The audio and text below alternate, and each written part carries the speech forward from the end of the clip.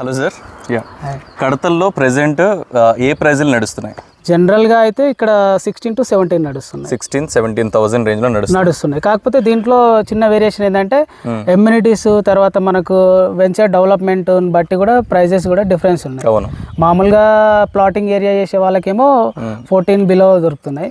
కొంచెం మంచి ప్రీమియంగా డెవలప్మెంట్ చేసే వెంచర్లో 16 to 17 నడుస్తున్నాయి. ఫస్ట్ ఆఫ్ ఆల్ ఇప్పుడు ప్రెజెంట్ శ్రీశైలం హైవే అని ఎక్కువగా వినపడుతుంది కదా. అవునవును. సో అందులో నిజమెంత నిజంగా ఇక్కడ ఇన్వెస్ట్మెంట్ చేయొచ్చా? ఇన్వెస్ట్మెంట్ చేయాలంటే అసలు ఇక్కడ చుట్టుపక్కల మీరు చెప్తున్న డెవలప్మెంట్స్ ఏంటి?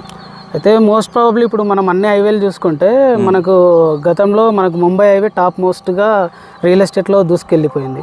దాని తర్వాత నెక్స్ట్ ఏంటంటే శ్రీశైలం హైవేకి ఆ స్కోప్ ఉంది. ఎందుకంటే మీరు ఆల్రెడీ చూస్తున్నారు 4th సిటీ అనేది రేవంత్ రెడ్డి గారు ప్రకటించినప్పటి నుంచి ఇక్కడ మనకు అన్ని ప్రోగ్రెస్ నడుస్తున్నాయి. దాంట్లో భాగంగా young India skill university inaugurate చేయడము, దాంతోపాటు మనకు అక్కడ అడ్వాన్స్ టెక్నాలజీ సెంటర్ ఒకటి, తర్వాత ఏఐకి సంబంధించిన సెంటర్ ఒకటి, తర్వాత ఇట్లా డిఫరెంట్ 8 జోన్స్ డివైడ్ చేయడము అదొక ఎత్తు. అయితే ఇప్పుడు రీసెంట్గా అనౌన్స్ చేసిన FCDF future city development authority అన్న ఒకటి, and metro expansion and HMD expansion, ఇవన్నీ ఫ్యాక్టర్స్ చూసుకుంటే శ్రీశైలం హైవే సైడే ఇన్వెస్టర్స్ కానీ ప్లాట్ కొనాలనుకున్న వాళ్ళు మాత్రం ఇక్కడ సైడే ఎక్కువ మొగ్గు చూపుతున్నారు. 4th సిటీ డెవలప్మెంట్ అథారిటీలో మనకు 56 గ్రామాలు 7 మండలాలను దీంట్లో ఇంక్లూడ్ చేయడం జరిగింది. దాంట్లో మేజర్గా కడతాల్ కీ రోల్ ప్లే చేస్తుంది. దానికి మెయిన్ రీజన్ ఏంటంటే ఇది మండల్ హెడ్ క్వార్టర్ కావడము అండ్ రెసిడెన్షియల్ జోన్ ఎక్కువగా ఉండడము అండ్ పీస్ఫుల్ ఎన్విరాన్మెంట్, ఇక్కడ రీక్రియేషన్ సెంటర్గా మనకు పిరమిడ్ అతి దగ్గరలో ఉండడము, హైవేకు కనెక్టివిటీగా